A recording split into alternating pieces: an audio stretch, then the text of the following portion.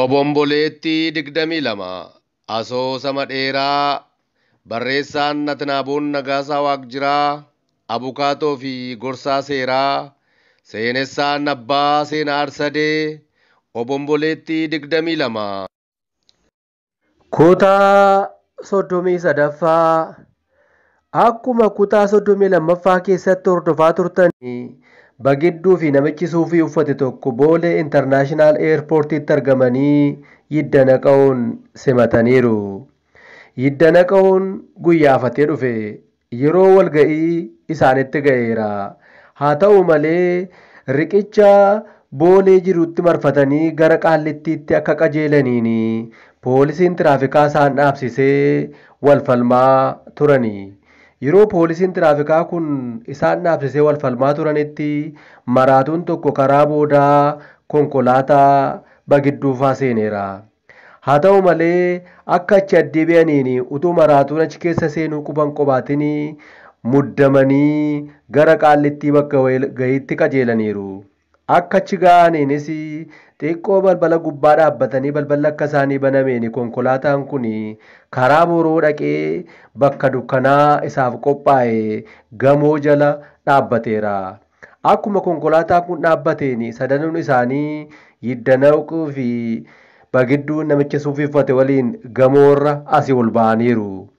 Maraatuchi garuu erga isaan ba'anii booddee konkolaataa keessaa bu'uu osoo dhagaa jirruu addaan cite. Kutaan itti aanu maal ta'e na laata? Maraatuun kun eenyu? Inni akka bu'een bakki sun dukkana cillimiidha. Gara kamitti deemuuf jira? Har'a immoo maaltu ta'a laata? Kutaa 32ffaa waliin haa hordofnu.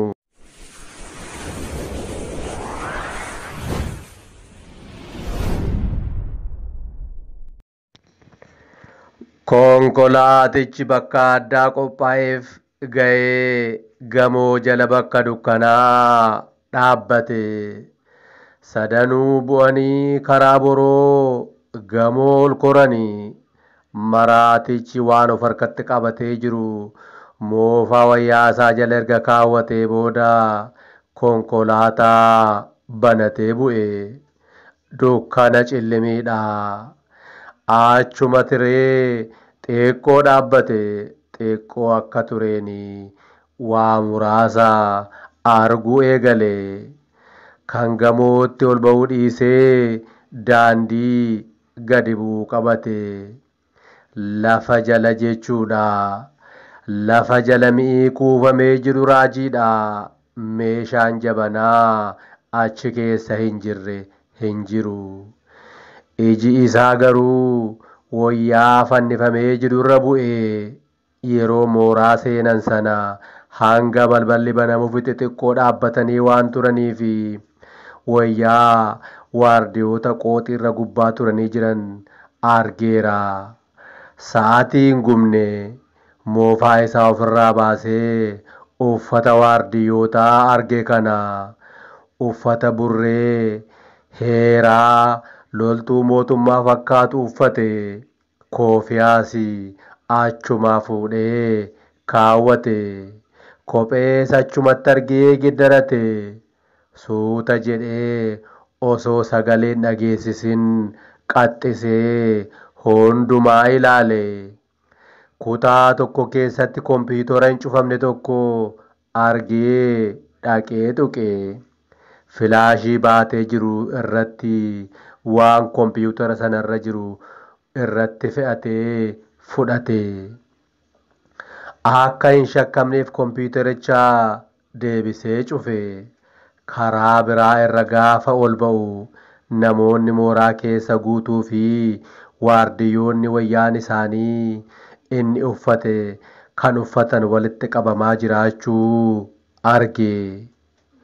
Waldaan kun dhaabbata adda addaa maqaa adda addaan moggaasee qaburraa kan walitti fidedha waardiyyooti.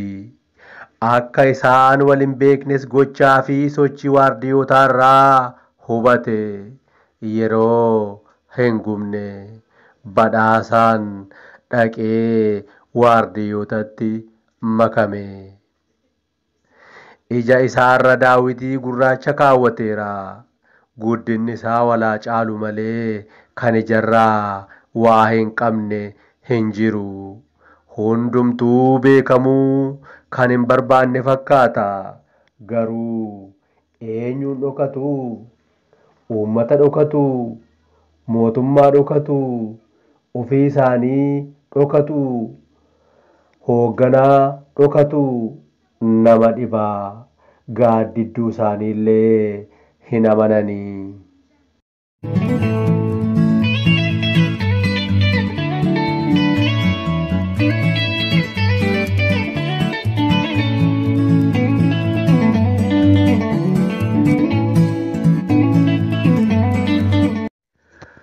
Kan maraataa ta'ee ture badhaasaa Huseenii dirqama kennameefidha.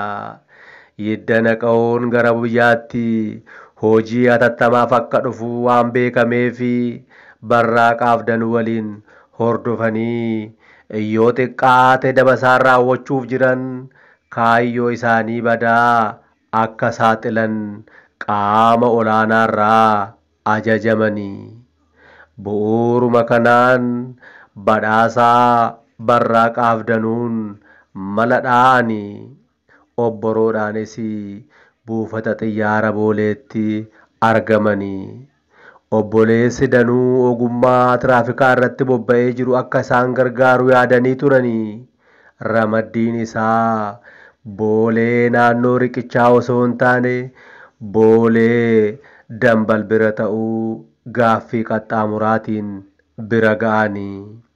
Kanaafuu Danuun wayyaa tiraafikaa obboleessa isaa miicamee jiru koofiyaa isaa waliin dhoksee fuudhee ba'e.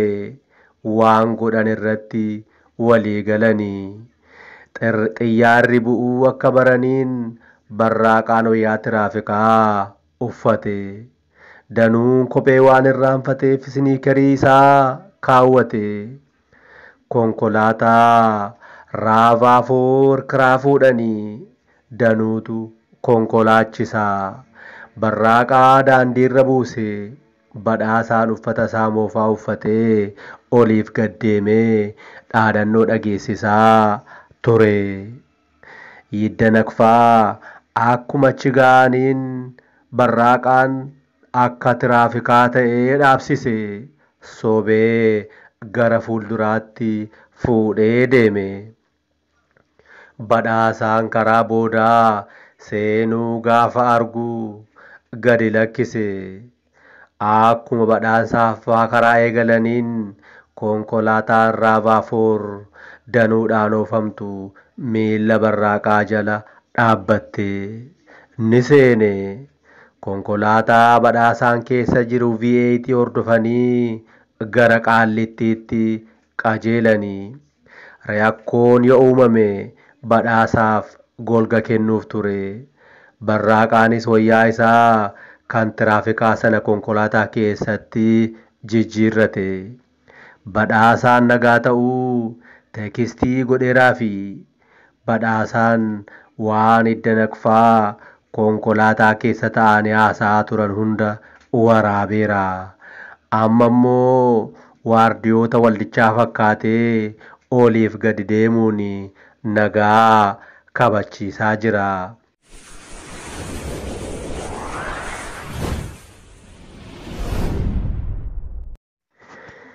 Eenyu tokkollee isa shakkuu hin dandeenye ciraadhumaan kaameeraa isaa baasee suura kaasuu viidiyoo waraabuu eegale. Hidda naqi hojii badhaasaatti baay'ee waan harkifameef kaameeraa guddaa qabatee dhufeen akka isaaf waraabu badhaasaa kadhate. Badhaasaan dammaan bishaan hin jedhu kan jedhe fakkaata. Kaameeraa isaa ol kaa'ee hidda naqi isatti kenne isa guddaa fi jabanaa ta'een kaasuu fi waraabuu eegale. Keessummoonni biraan sagantaan dhumuu baranii galanii.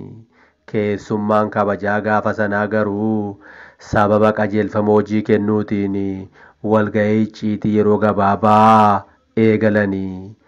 Kan isaan jedhan waan dubbatanii Oromoo laalchisee badhaasaa baay'ee aarsuu miira keessa galchaa kan ture yoo ta'e illee ciniinnatee waraabuu fi kaasuu itti fufe. Xumurarra ga'uu fi yeroo jedhu gadi ba'ee mooraa keessa waraabaa balbala bira ga'ee mallattoo bilbila hin milkoofne taasise miisdi koolii jechuudha. Battalumatti raavaafoor dhufee balbalarra dhaabbate waardiyoota balbalarra jiraniin walitti qabamaa jedhee waraabe badhaasaanii.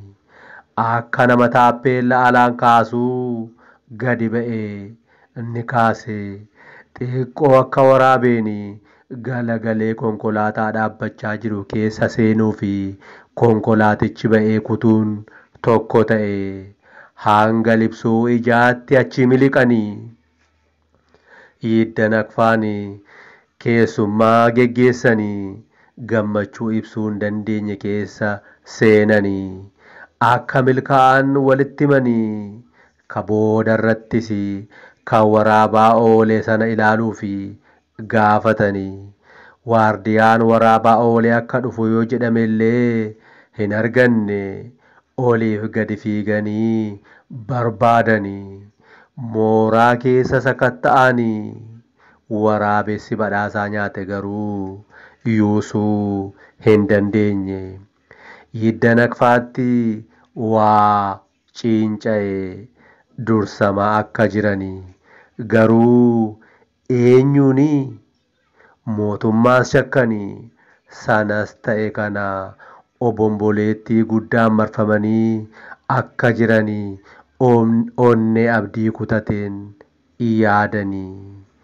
Eeyyee obomboleettii guddaan marfamanii akka jiranii onnee abdii kutateen yaadanii.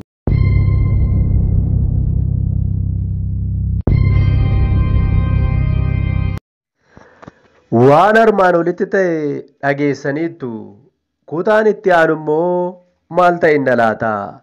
Badhaasaa Barraaqaa fi Danuun waan raajii dalagaa jiru.